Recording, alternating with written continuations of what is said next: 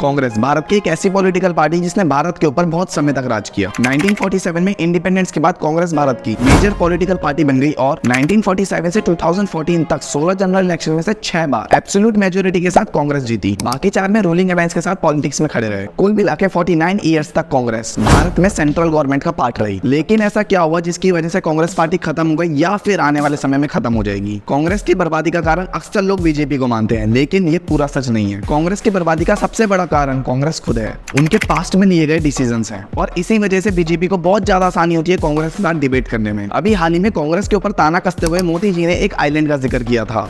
और उससे आगे श्रीलंका के पहले एक टापू किसने किसी दूसरे देश को दे दिया।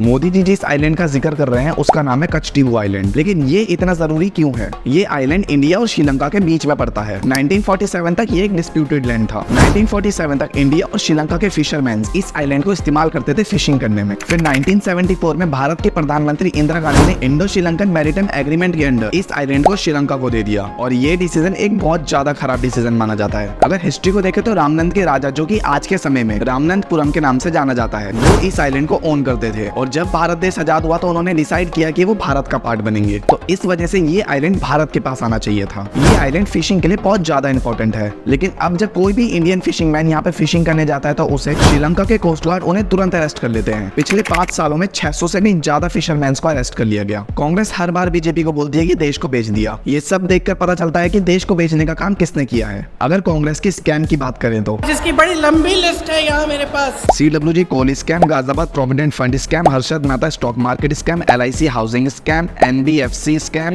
Telecom 2G scam, UTI scam. List बहुत लंबी है, आप साइड की स्क्रीन में देख सकते हो। अब बहुत सारे लोग ये बोलेंगे कि स्कैम तो बीजेपी सरकार के अंडर में भी हुए हैं। तो भाई नेक्स्ट वीडियो बीजेपी पर ही आने वाली है, सब्सक्राइब कर लेना, अपडेट मिल जाएगा। अगर ये वीडियो कोई बिहार से देख रहा है तो उसे बहुत ज्यादा गुस्सा आने वाला है, क्योंकि बिहार की गरीबी के पीछे भी कांग्रेस का ही हाथ है। फ्रेक इक्वलाइजेशन पॉलिसी, भारत के एक्स प्रेसिडेंट प्रणब मुखर्जी ने भी यही बोला था कि इसी पॉलिसी की वजह से बिहार आज इतना पीछे रह गया। बिहार, झारखंड, उड़ीसा ये एक मिनरल रिच स्टेट्स है और अगर किसी इंडस्ट्री को कहीं सेटअप होना है तो वो एक ऐसी जगह ढूंढेगी जहां रॉ मटेरियल सस्ता मिले और ट्रांसपोर्टेशन कॉस्ट बचे। तो उस टाइम की गवर्नमेंट ने ये सोचा था कि सारी इंडस्ट्रीज बिहार, उड़ीसा और झारखंड में सेटअप हो जाएंगी तो बाकी स्टेट्स डेवलप नहीं हो पाएंगी। तो 1952 में गवर्नमेंट एक पॉलिसी लेके आई। इस पॉलिसी में ये था कि कोई भी कंपनी किसी भी स्टेट के अंदर इंडस्ट्री सेटअप कर सकती है और जो भी रॉ मटेरियल ट्रांसपोर्टेशन का खर्चा आएगा उसको गवर्नमेंट पे करेगी। इन सबको वो मिल गया जैसे प्यासे को पानी मिल गया हो। इस वजह से सारी इंडस्ट्रीज कोस्टल एरिया में सेटअप हो गई, क्योंकि वहां से उन्हें अपने प्रोडक्ट को एक्सपोर्ट करने में आसानी होती थी और रॉ मटेरियल ट्रांसपोर्टेशन का खर्चा तो गवर्नमेंट उठा ही रही थी। और फिर 1993 में इस पॉलिसी को हटा दिया गया। लेकिन 40 साल में इन स्टेट्स का अच्छा खासा नुकसान हो चुका था। अगर ये पॉलिसी नहीं आती तो शायद आज बिहार की स्थिति कुछ और होती। कोई भी पॉलिटिकल पार्टी हो, कांग्रेस या बीजेपी, सबसे इंपॉर्टेंट होता है पॉवर्टी यानी गरीबी को कम करना। सिटी में रहने वाले आदमी का खर्चा अगर 1000 रुपए महीने से कम है और वहीं विलेज में रहने वाले आदमी का खर्चा 816 रुपए महीने से कम है तो वो लोग BPL यानी बिलो पॉवर्टी लाइन में आ जाते हैं। अगर हम UNPD की रिपोर्ट देखें तो पता चलता है 2005 में 41.6% लोग बिलो पॉवर्टी लाइन में आते थे। 2015-16 ईयर के अंदर ये नंबर घट के 24.85% हो गया। 2019 से 21 में ये नंबर घट के सिर्फ 14.96% रह गया। और इस रिपोर्ट के अकॉर्डिंग भारत 2030 से पहले SDG टारगेट को अचीव कर लेगा। SDG का मतलब सस्टेनेबल डेवलपमेंट गोल्स। इसका गोल है पूरी दुनिया से गरीबी को हटाना और भारत इस टारगेट को बहुत जल्दी अचीव कर लेगा। आप सब लोगों को पता होगा कि 2005 में किसकी सरकार थी जिसमें BPL परसेंटेज 41.6% था और इस रिपोर्ट के अकॉर्डिंग कांग्रेस पॉवर्टी को हटाने में फेल हो गई। ये सारी रिपोर्ट्स का लिंक मैं आपको डिस्क्रिप्शन में दे दूंगा।